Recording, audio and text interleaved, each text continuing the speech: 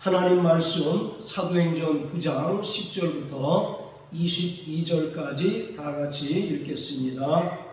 그때에 다메섹에 아나니아라 하는 제자가 있더니 주께서 환상 중에 불러 가라사대 아나니아야 하시거늘 대답하되 주여 내가 여기 있나이다 하니 주께서 가라사대 일어나 직가라 하는 거리로 가서 유다 집에서 5 사람 사울이라 하는 자를 찾으라. 저가 기도하는 중이다.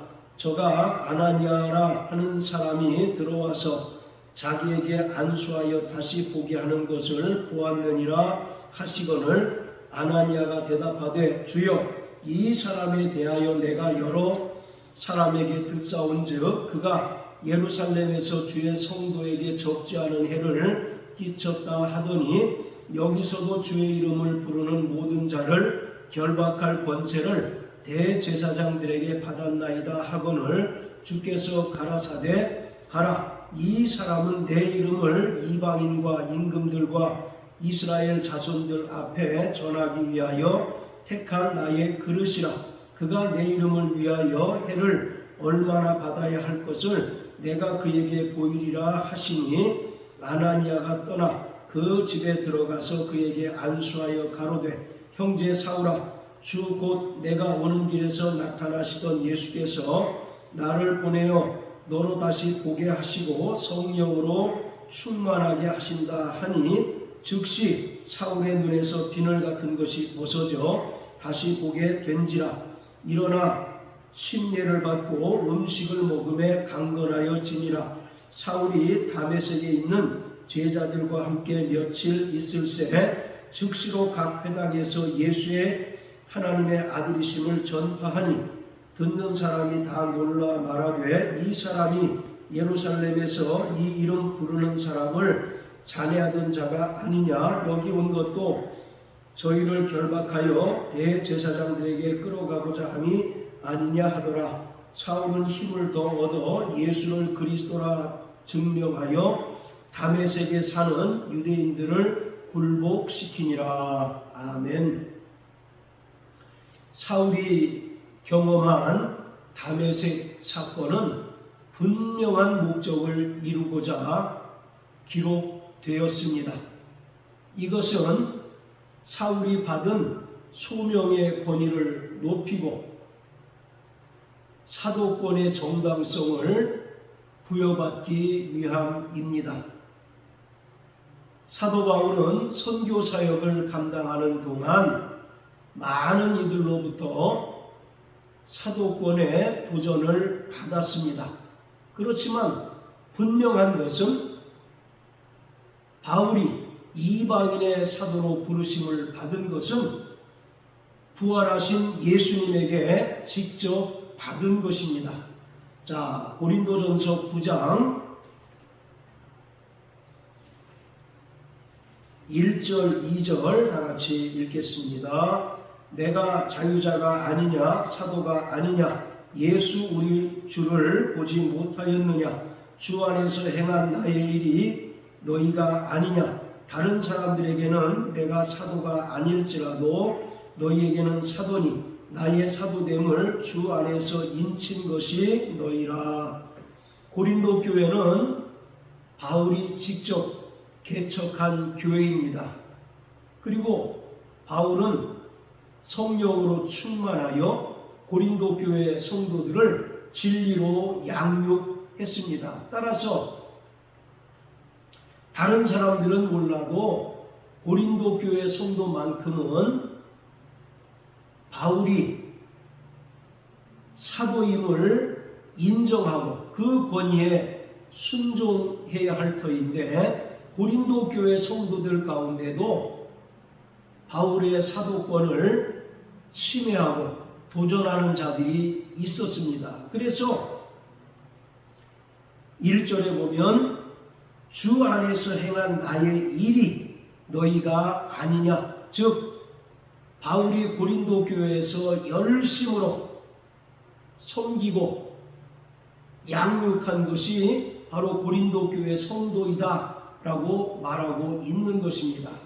그런가 하면 고린도후서 11장과 12장에서 바울은 내가 큰 사도들보다 조금도 부족하지 않다라고 거듭 말하고 있습니다. 이것은 바울이 교만해서가 아니라 그만큼 바울의 사도권에 대해서 도전하는 이들이 있었다는 증거입니다. 그래서 바울은 나의 사도된 표는 모든 참음과 기사와 표적과 능력을 행하는 것이다 라고 말합니다.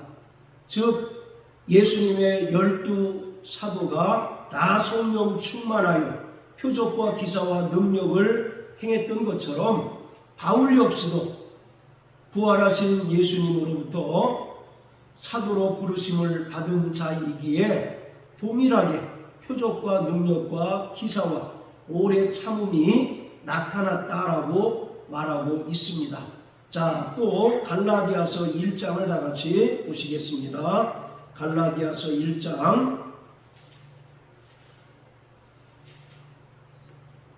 15절부터 17절까지입니다. 그러나 내 어머니의 태로부터 나를 택정하시고 은혜로 나를 부르시니가 그 아들을 이방에 전하기 위하여 그를 내 속에 나타내시기를 기뻐하실 때에 내가 곧 혈육과 의논하지 아니하고 또 나보다 먼저 사도된 자들을 만나려고 예루살렘으로 가지 아니하고 오직 아라비아로 갔다가 다시 다메섹으로 돌아갔노라.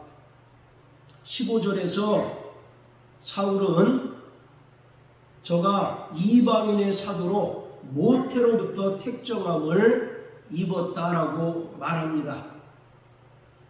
이것은 바울 자신이 구약의 이사야 선지자나 또는 예레미야 선지자와 동일한 소명을 받은 자라는 것을 말합니다. 그리고 바울이 겪었던 다메섹 사건 역시 구약 예언자들의 소명과 동일한 것임을 분명하게 언급하고 있습니다. 자, 구약 성경 이사야서 49장을 보시겠습니다. 이사야 49장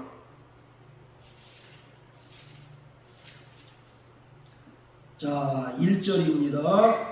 성들아 나를 들으라. 원방 백성들아 귀를 기울이라. 여호와께서 내가 태에서 나옴으로부터 나를 부르셨고 내가 어미 복중에서 나옴으로부터 내 이름을 말씀하셨느니라.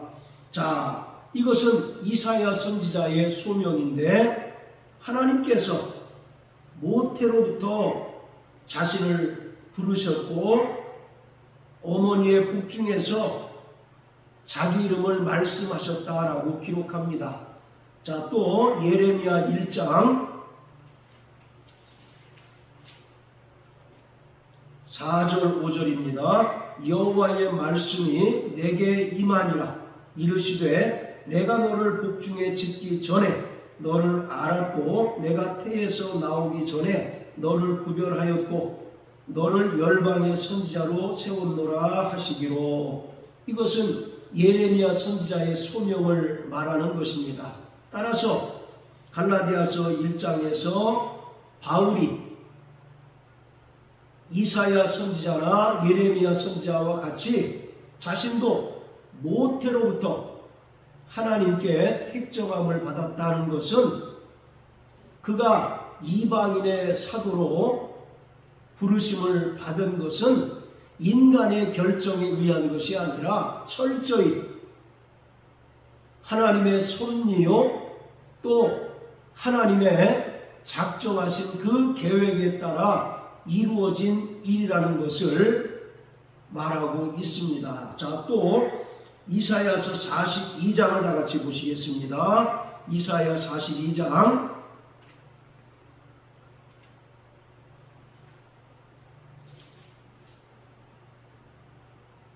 자, 10절 11절입니다. 항해하는 자와 바다 가운데 만물과 섬들과 그 거민들아 여호와께 새 노래로 노래하며 땅끝에서부터 찬송하라.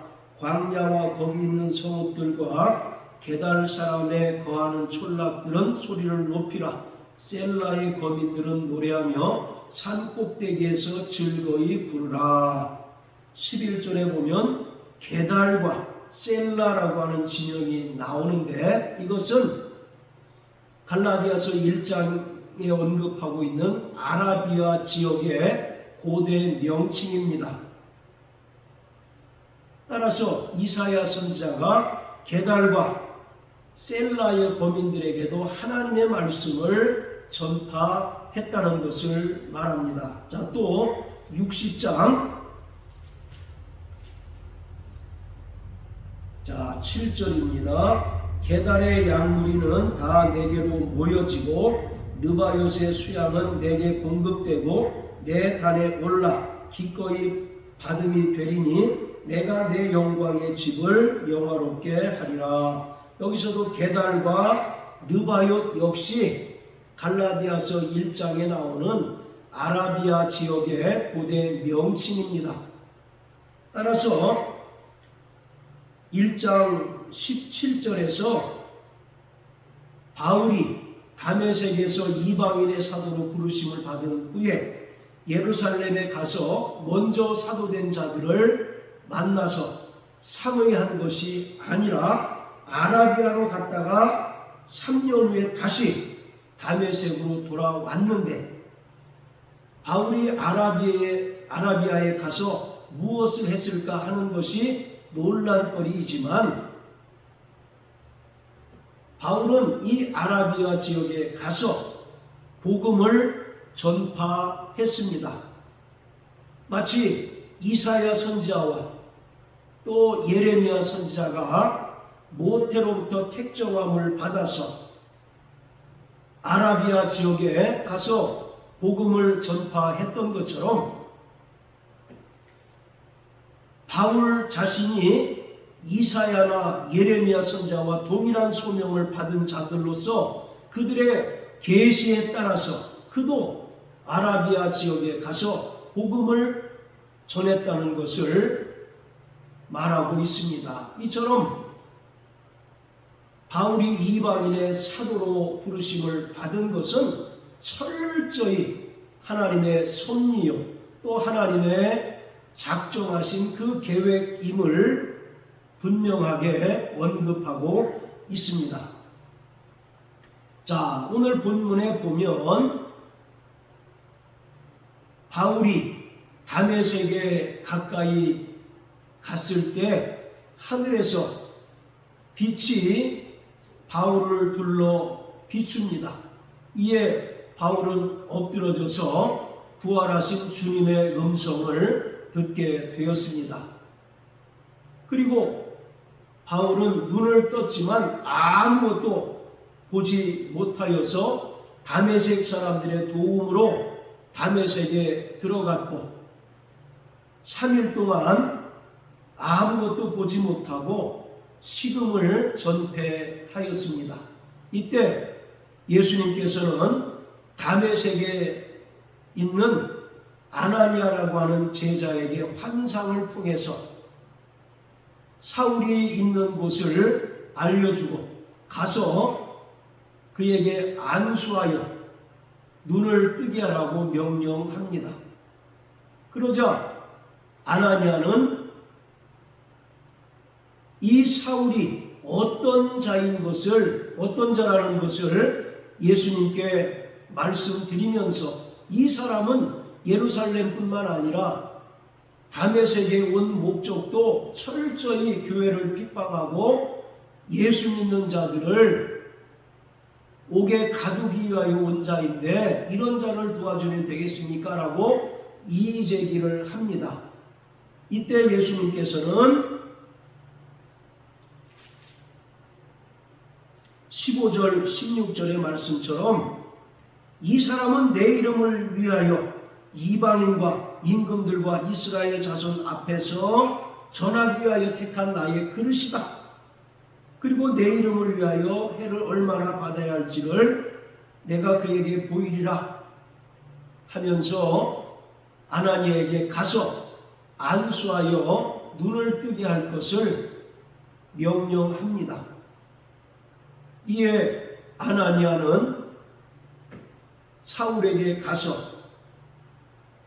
안수하여 눈을 뜨게 하고 또 사울은 침례를 받고 강건하여지게 됩니다. 사울의 다메섹 사건은 사도행전에 무려 3번이나 언급되어 있습니다. 사도행전 9장과 22장 그리고 26장에 언급되어 있는데, 언급된 그 기록들이 조금씩 차이가 있음을 알 수가 있습니다. 가장 분명한 차이는 사울이 소명을 받은 그 시점입니다. 9장과 22장은 사울이 다메섹 안에서 소명을 받은 것으로 기록한 반면 26장은 다메섹으로 가는 그 길에서 소명을 받은 것으로 기록합니다. 따라서 이러한 3번의 기록들의 차이로 인해서 어떤 이들은 이것이 실제 있었던 것이 아니라 바울이 교묘하게 만들어낸 이야기 아니냐라고 지적을 하기도 합니다. 그러나 세 기록이 조금씩 차이가 나는 것은 강조점이 서로 조금씩 다르기 때문이고, 분명한 것은 3번의 기록은 철저하게 바울의 소명, 즉 이방 선교를 위하여 사도로 부르심을 받았다는 것을 강조하고 있습니다. 바울이 다메섹에 이르렀을 때 하늘에서 큰 빛이 바울을 둘러 비춥니다. 이것은 하나님의 현현, 즉 하나님의 임재를 나타냅니다. 그리고 바울은 즉시로 부활하신 예수님을 만나고 그의 음성을 듣습니다. 큰 빛이 바울을 둘러 덮자 바울은 눈은 떴지만 아무것도 볼 수 없었습니다. 그리고 그 이후에 3일간 아무것도 볼 수 없었고 식음을 전폐하였습니다. 이것은 하나님의 영광의 빛이 비춤으로써 바울 자신에 있는 죄인된 모습을 발견하게 된 것입니다. 부활하신 예수님을 만나기 전에 율법의 의로는 완전하다고 자처했던 바울이었지만 하나님의 현현인 큰 빛이 그를 둘러 비칠 때 그 안에 있는 죄의 실체를 발견하게 되었고 자신이 어쩔 수 없는 죄인인 것을 비로소 깨닫게 되었습니다. 9장에는 죄라는 단어가 언급이 되어 있지 않지만 사도행전 22장에는 바로 아나니아에 의해서 죄를 씻으라는 그러한 언급이 분명히 나타나 있습니다. 자, 사도행전 22장 16절입니다. 이제는 왜 주저하느뇨? 일어나 주의 이름을 불러 침례를 받고 너희의 죄를 씻으라 하더라. 하나님의 영광의 빛이 사울에게 비추자 그는 비로소 자신이 별 수 없는 죄인임을 깨닫게 된 것입니다. 그 안에 있는 죄의 실체를 발견하게 되었던 것입니다. 누구보다 의롭다고 자처하고 또 하나님의 열심으로는 교회를 핍박함으로써 이것이 하나님께 자신이 부여받은 사명이라고 생각했던 바울에게 하나님의 영광의 빛이 비추자 그도 역시 하나님 앞에 불의한 죄인이라는 사실을 비로소 깨닫게 된 것입니다. 하나님의 섭리에 의해서 핍박하던 예수를 만남으로써 사울은 그토록 지금까지 충실하게 그리고 고집스러울 정도로 지켜왔던 모든 것들이 일순간에 무너져 내리는 충격을 경험하게 되었습니다. 부활하신 예수님을 만나기 전 바울은 교만하였습니다. 그리고 누구보다도 율법에 열심이고 집착한 나머지 하나님의 온전하신 뜻을 볼 수 없었습니다.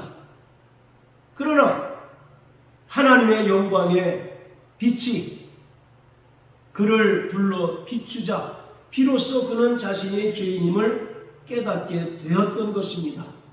죄의 실체를 알지 못하고 죄의 세력에 휩쓸려 자신이 하나님의 뜻대로 살아가고 있다고 생각했지만 이 사건을 계기로 해서 바울은 정작 자신이 하나님의 뜻을 거스리는 자라는 사실을 비로소 깨닫게 되었습니다. 바울이 누굽니까? 히브리인 중에 히브리인이요, 베냐민 지파요, 열심에 대하여는 교회를 핍박하는 자요, 또 율법의 의로는 완전한 자라고 자처했던 그였는데 압도적인 하나님의 영광의 빛이 그를 비추자 그가 그동안 신뢰하던 육체의 모든 조건들이 일순간 무너지고 말았던 것입니다. 자, 빌립보서 3장을 다 같이 보시겠습니다.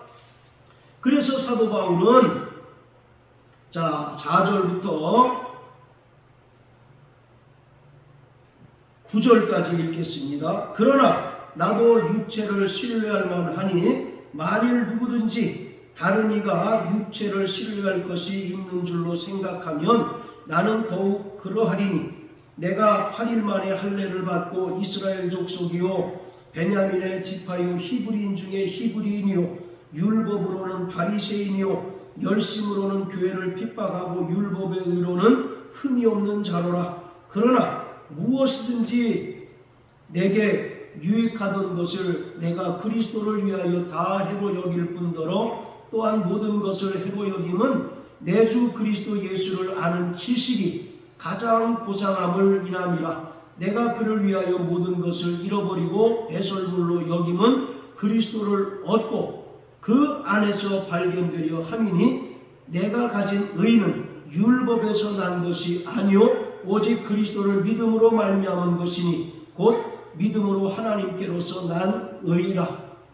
그는 육체적으로 자랑할 조건들이 너무 많은 자였습니다.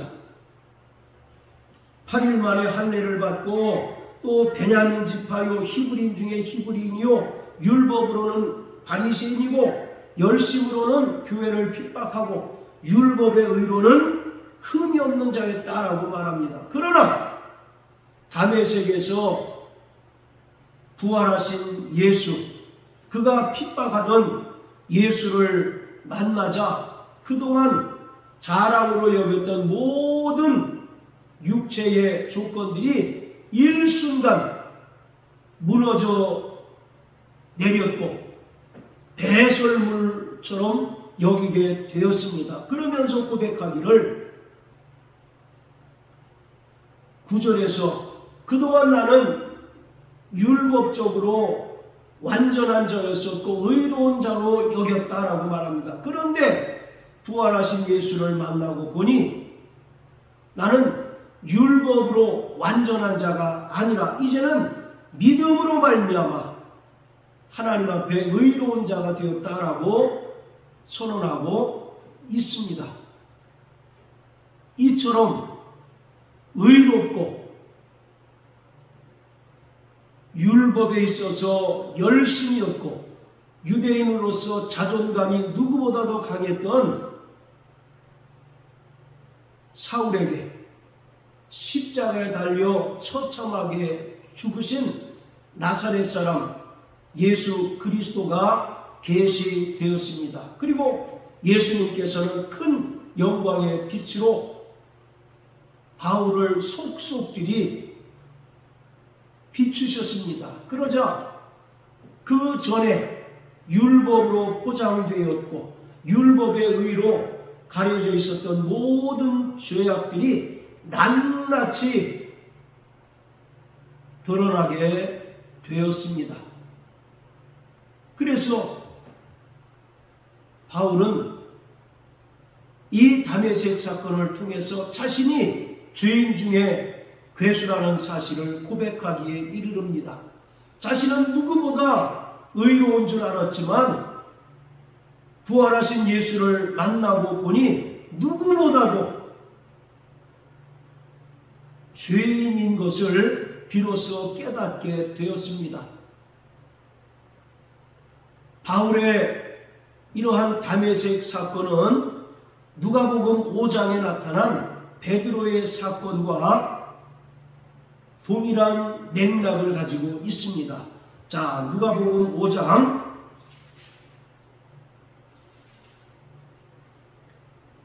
1절부터 11절까지 읽겠습니다. 무리가 옹이하여 하나님의 말씀을 들을새 게네사렛 호숫가에 서서 호숫가에 두 배가 있는 것을 보시니 어부들은 배에서 나와서 그물을 씻는지라.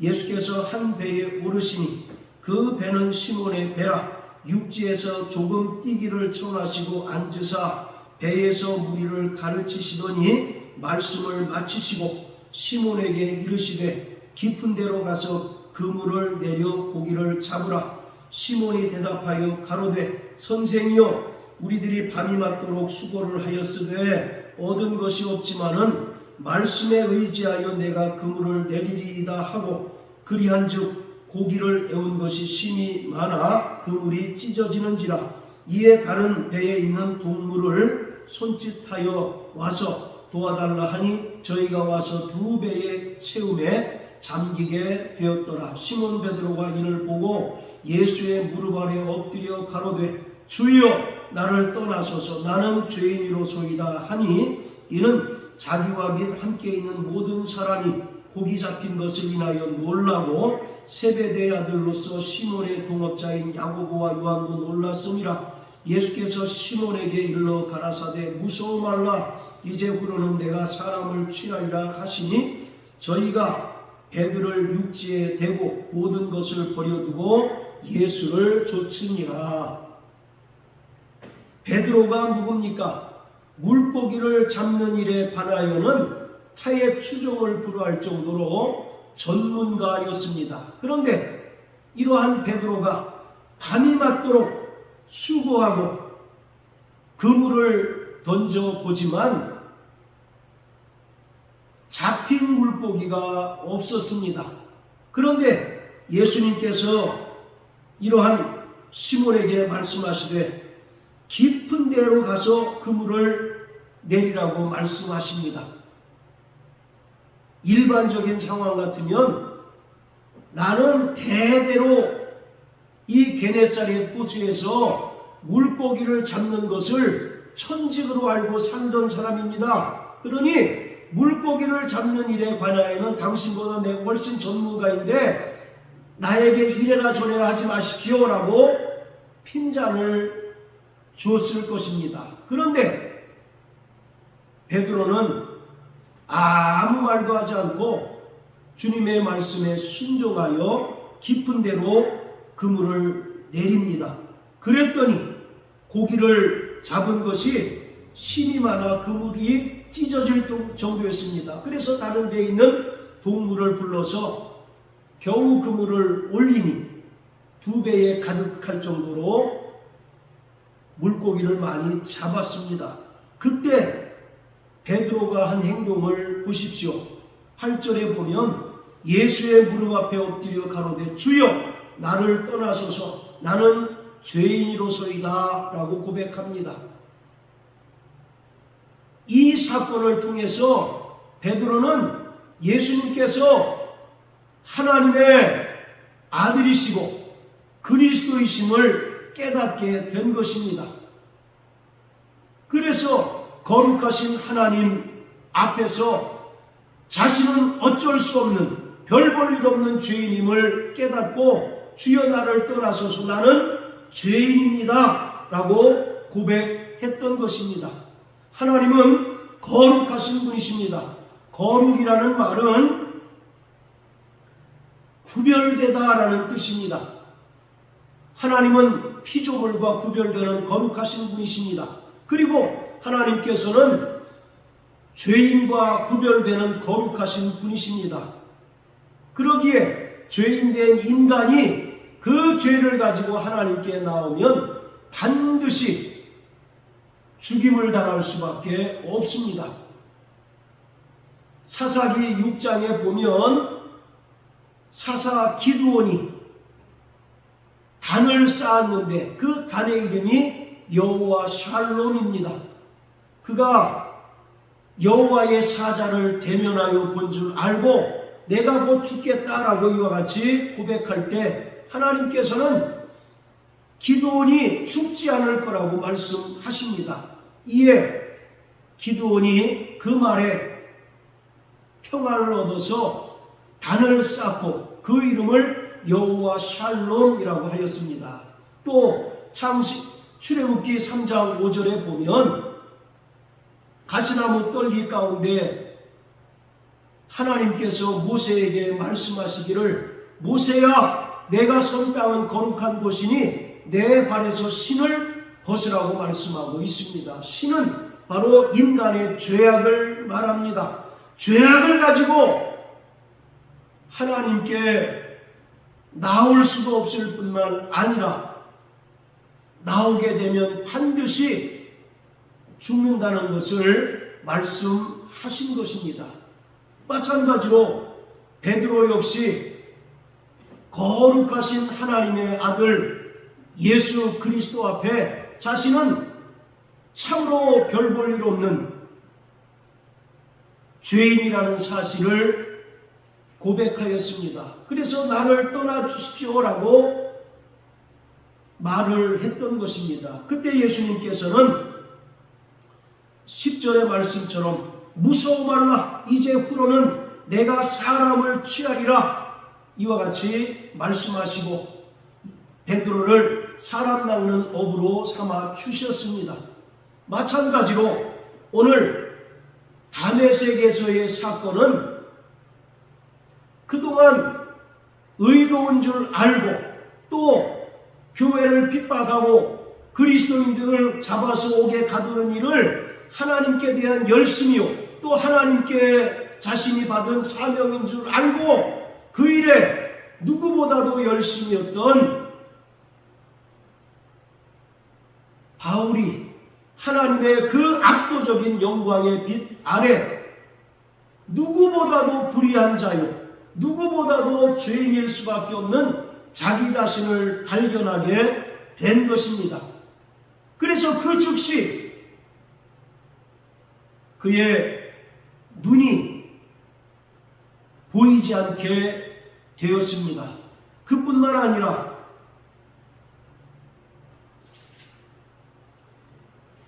사도행전 9장 9절에 보면 사흘 동안을 보지 못하고 식음을 전폐했다라고 말합니다. 그리고 그 이후에 아나니아가 안수하여 눈에서 비늘 같은 것이 떨어지고 보게 되고 또 침례를 받고 음식을 먹고 강건하여 졌습니다.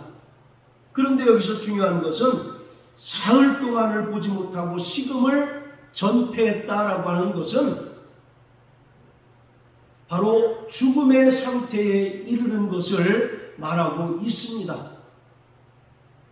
사흘 동안 아무것도 보지 못하고 식음을 전폐했다는 것은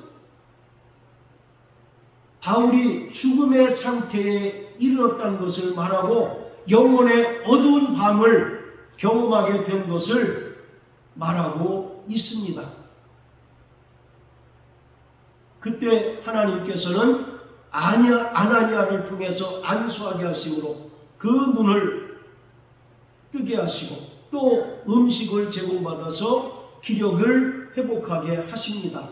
바로 아나니아라고 하는 뜻은 하나님께서는 은혜가 깊으시다라고 하는 것입니다. 그 죄인이었던 바울이 이방인의 사도로 부르심을 받고 예수님의 택하신 그릇이 된 것은 철저히 하나님의 은혜였다는 사실을 이 아나니아를 통해서 말씀하고자 하신 것입니다. 자, 그런데 부활하신 주님을 만나자 바울이 사흘 동안 아무것도 보지 못하고 식음을 전폐했다는 것은 구약의 선지자 요나의 경우를 연상하게 합니다. 자, 구약 성경 요나서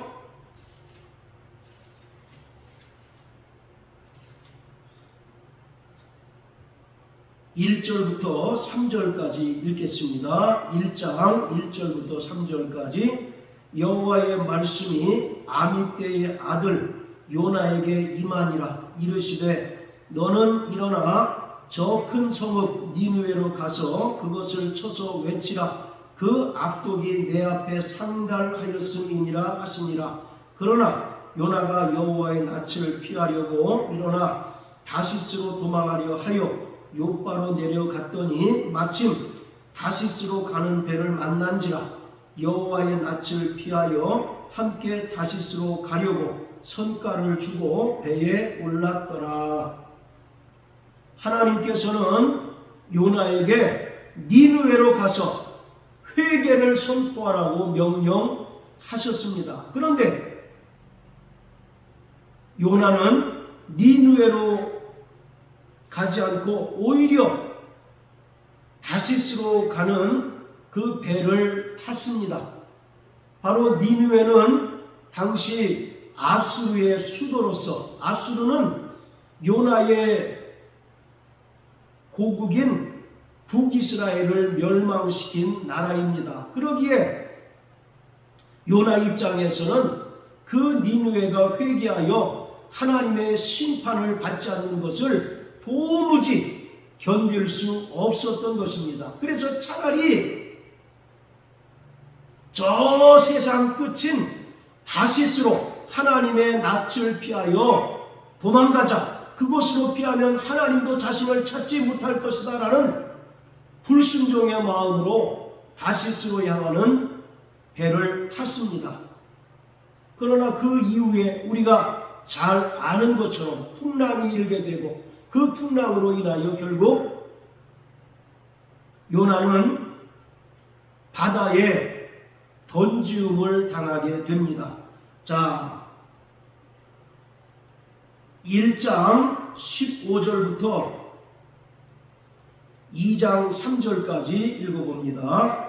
요나를 들어 바다에 던지매 바다에 뛰노는 것이 곧 그친지라. 그 사람들이 여호와를 크게 두려워하여 여호와께 제물을 드리고 서원을 하였더라. 여호와께서 이미 큰 물고기를 예비하사 요나를 삼키게 하셨으므로 요나가 3일 3야를 물고기 배에 있으니라. 요나가 물고기 배 속에서 그 하나님 여호와께 기도하여 가로되 내가 받는 고난을 인하여 여호와께 불러 아뢰었 쌌더니 주께서 내게 대답하셨고 내가 스올의 뱃속에서 부르짖어 쌌더니 주께서 나의 음성을 들으셨나이다. 주께서 나를 깊음 속 바다 가운데 던지셨으므로 큰 물이 나를 둘렀고 주의 파도와 큰 물결이 다 내 위에 넘쳤나이다. 그토록 니느웨가 구원받는 것을 싫어하여서 차라리 하나님의 낯을 피하여 다시스로 도망하던 그 요나를 하나님께서는 스올이라고 하는 물고기 뱃속에서 3일 3야를 있게 하셨습니다. 바로 이것은 완벽한 죽음을 말합니다. 그리고 요나는 이 물고기 뱃속에서 유대인들의 선민의식, 그리고 오직 구원은 유대인에게만 이루어진다라고 하는 그 잘못된 고정관념들을 철저히 내려놓고 깨어지게 되었습니다.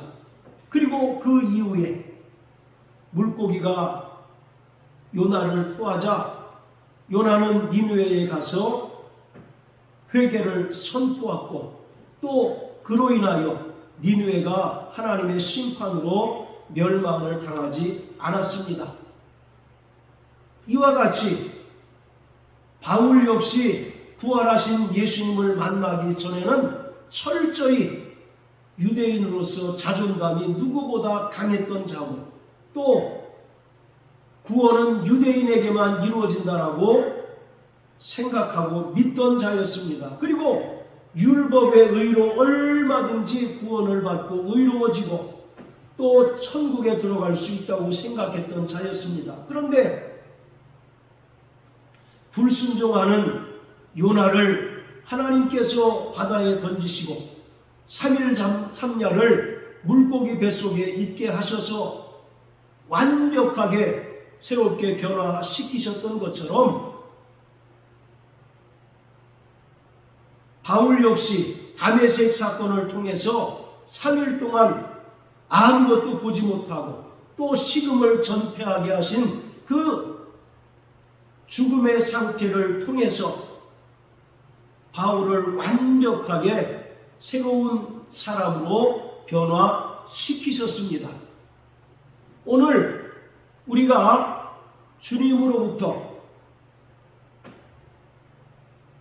일꾼으로 부르심을 받기 위해서는 반드시 그 모양이나 상황은 다 천차만별로 다르지만 그러한 과정을 반드시 겪어야만 하는 것입니다. 먼저 압도적인 하나님의 은혜와 그 영광 앞에 우리는 한없는 죄인이라는 사실을 철저하게 고백해야 합니다.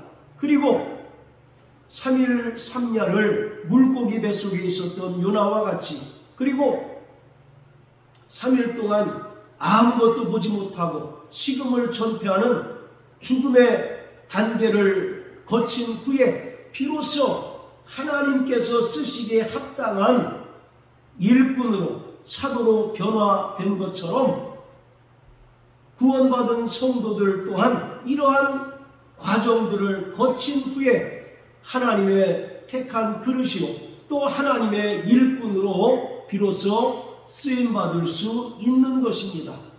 아무리 인간적인 능력이 탁월하고 또 우수하다 할지라도 하나님 앞에 죄인임을 고백하지 않은 자는 하나님께서는 결코 그러한 자를 사용하지 않습니다.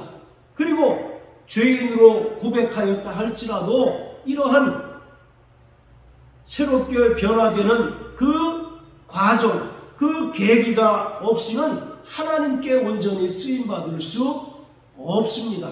그러기에 오늘 본문을 통해서 하나님께서는 철저히 교회를 핍박하고 또 하나님의 뜻을 거스리던 바울이 이제는 하나님의 일꾼으로 또 이방인의 사도로 철저하게 변화시키신 모습을 우리에게 말씀을 통하여 보여주셨습니다. 그래서 실제로